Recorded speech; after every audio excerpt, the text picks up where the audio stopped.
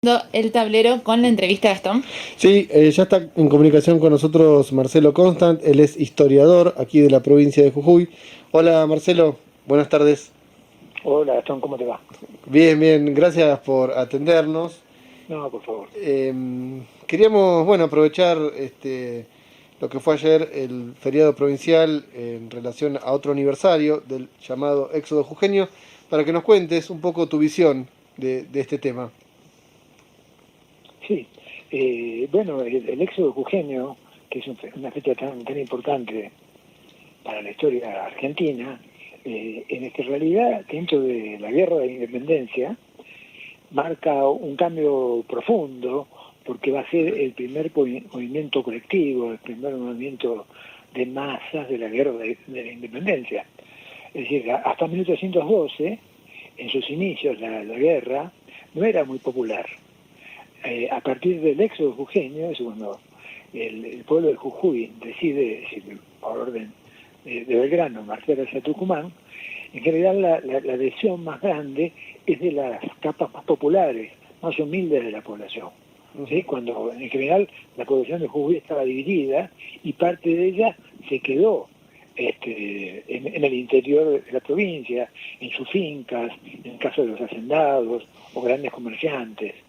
Pero yo creo que marca un cambio en la guerra revolucionaria.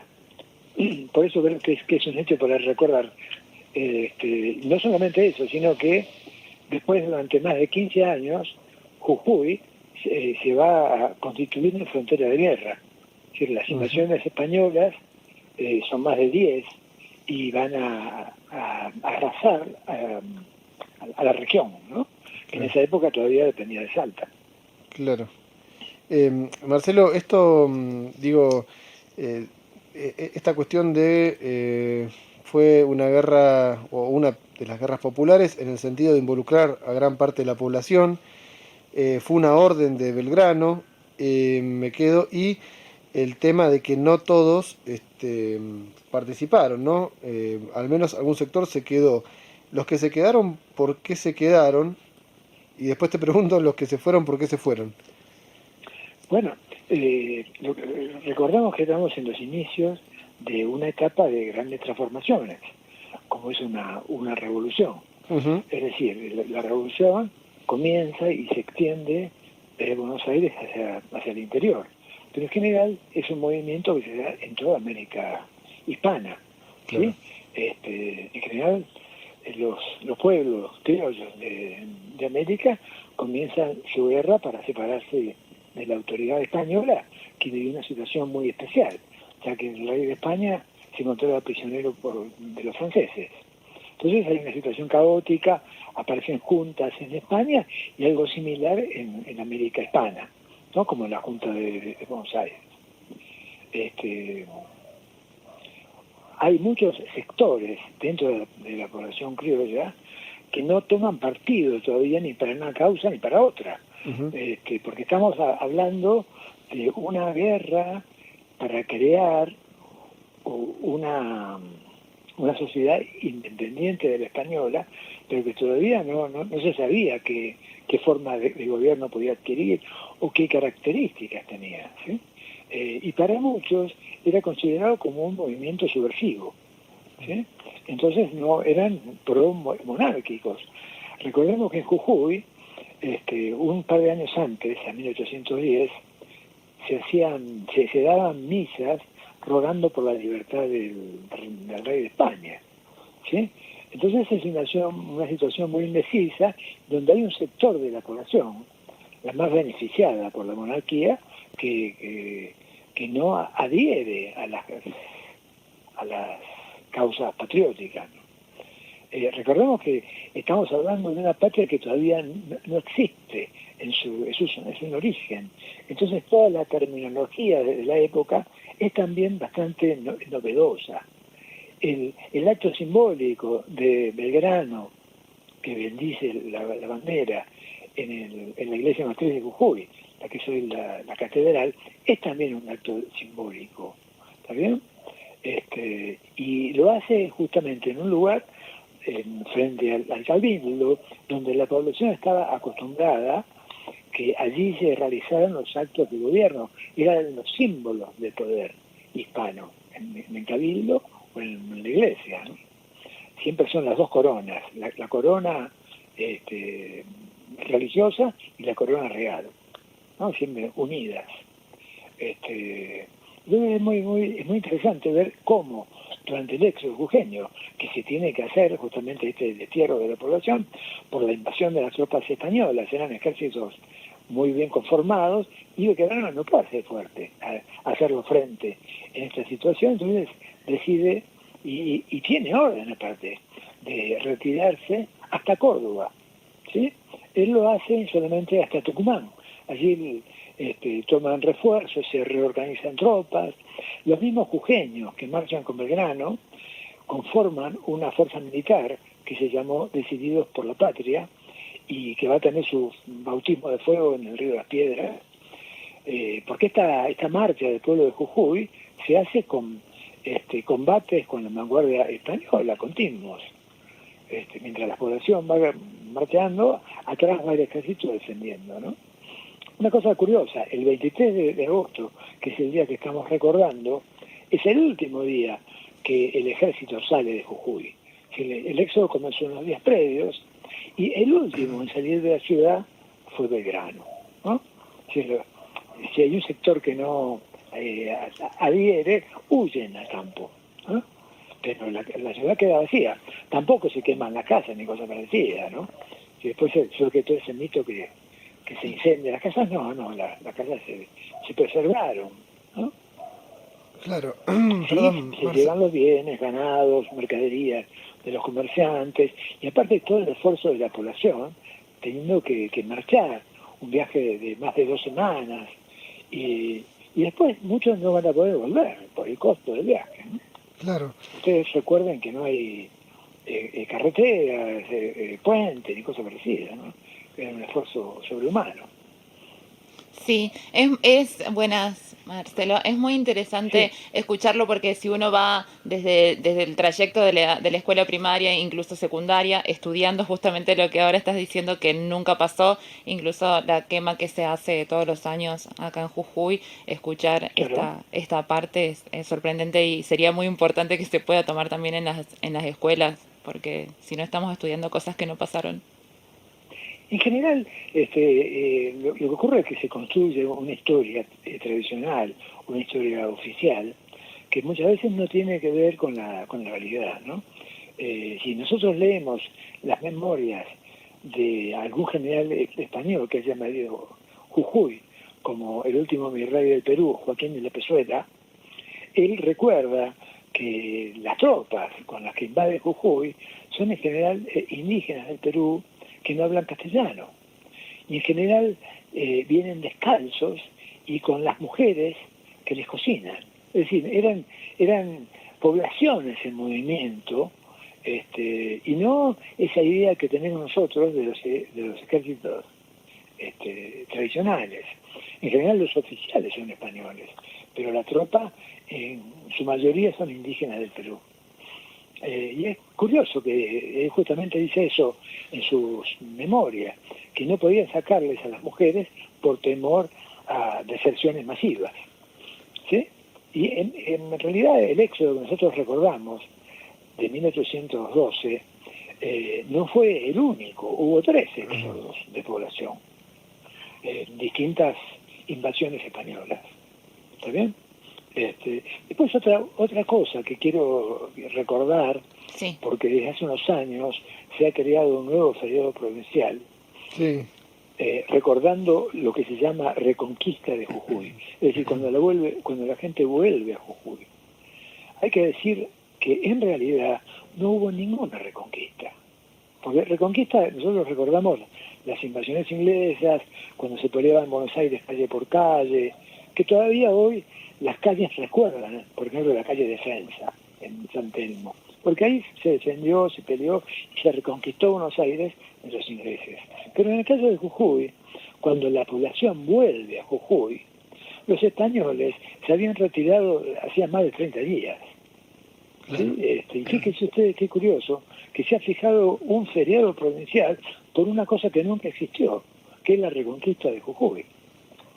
¿Y de dónde sacan el tema? En las primeras décadas del siglo XX se invita a Ricardo Rojas a reorganizar el archivo histórico de Jujuy. Y él, en el poco tiempo que estuvo en Jujuy, al ver estos papeles dijo, este día podría ser considerado como reconquista de Jujuy. Pero nunca la hubo. Claro. Es muy cómico. Marcelo, justo mencionaste a una persona que te iba a preguntar, a Ricardo Rojas, en su vínculo Sí. con el Éxodo, en el sentido que hay algunos historiadores como Hernán Brienza que lo ubican en realidad como quien le da nombre a estas acciones de guerra, de retirarse, ¿no?, del territorio, que en última instancia, ¿no?, son tácticas de guerra ante la imposibilidad de enfrentarse directamente al ejército enemigo, pero que es Ricardo Rojas el que lo revitaliza como un hecho histórico, a pedido también de un gobierno en su momento, al cumplirse 100 años de 1810, o sea, en 1910.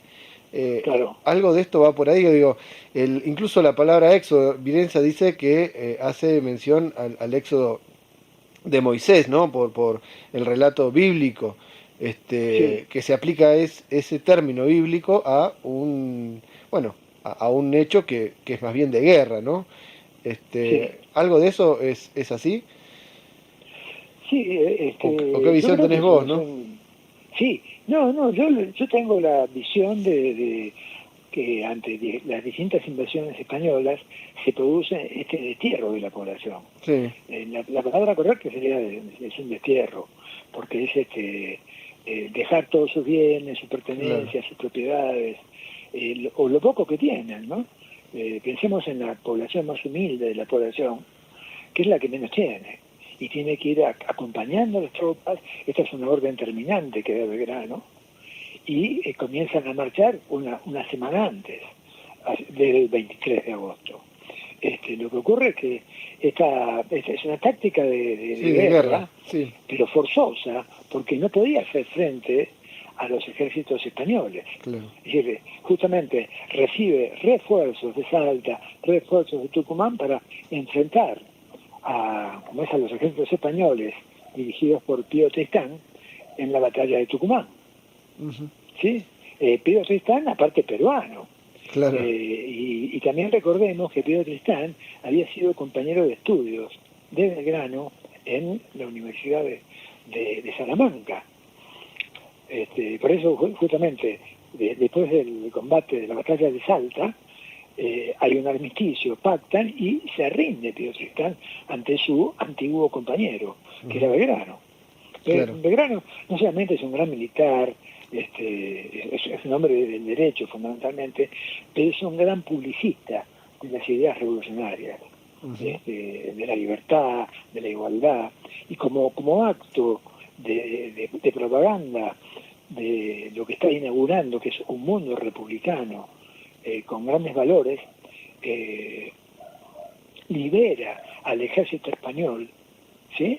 Los libera totalmente, los deja marchar libres, jurando sobre una Biblia no volver a tomar las armas en contra de la causa independentista. Sí, por muchos fue criticado, claro, porque justamente esos soldados en muchos casos volvieron a luchar, pero otros no. En uh-huh, general, Pío Tristán y todos los que juraron, en su mayoría, fueron fieles a este juramento, pero lo importante es lo simbólico del juramento, ¿sí? uh-huh, Tener a un ejército prisionero y liberarlo, ¿no?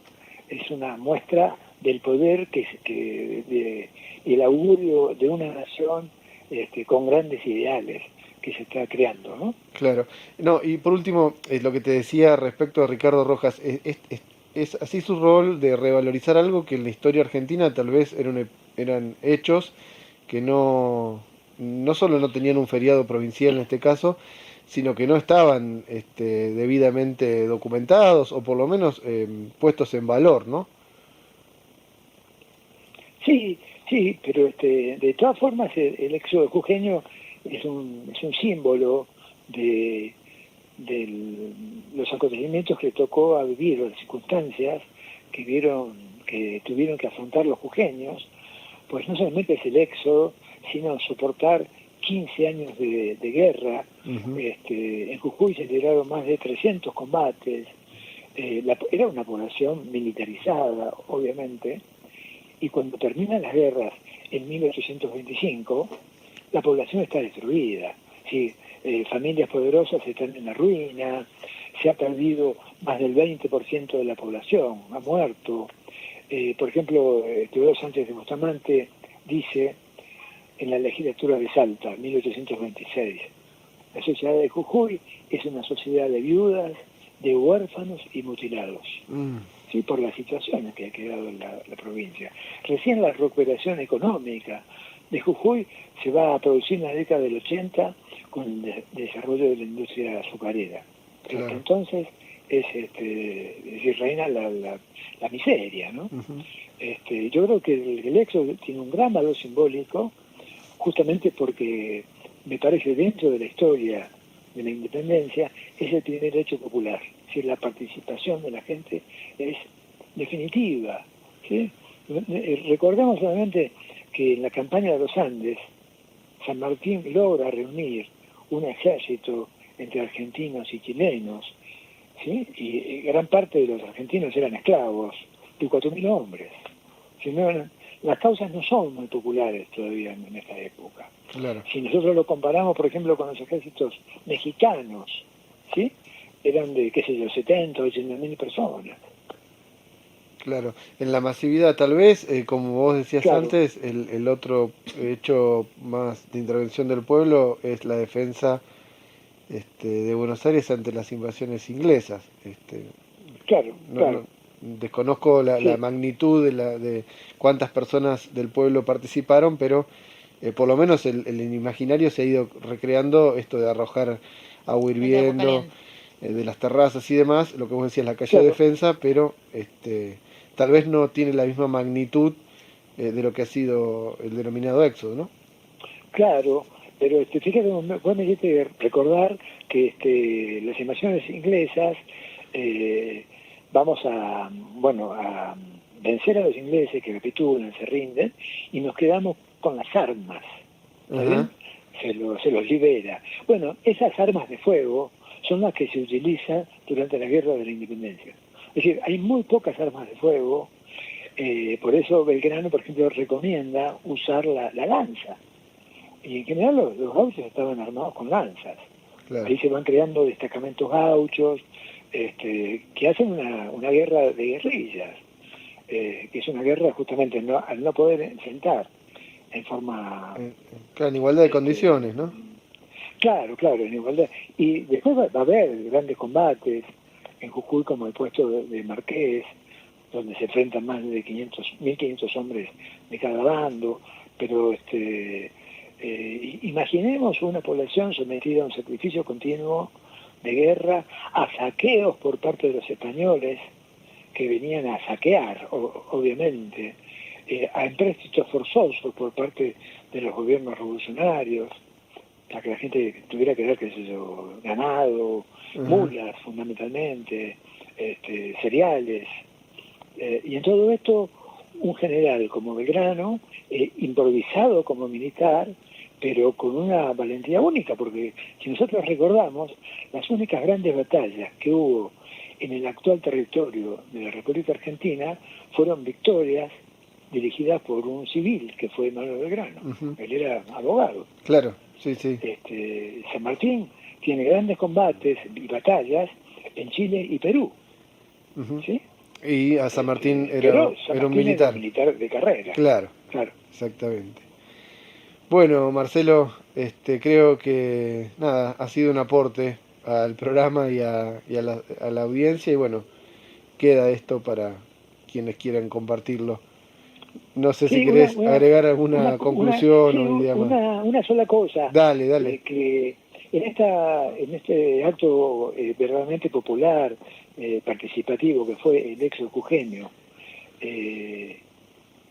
nosotros no recordamos el nombre de sus participantes, los soldados, de los reclutas que murieron durante todos estos combates, la gente que ha sufrido, que en general la historia no reconoce su nombre, no hay una calle que los recuerde, una plaza que los recuerde, pero que también hicieron juntos nuestra realidad, ¿no? Porque nosotros de alguna manera somos el fruto de todo ese pasado, ¿no?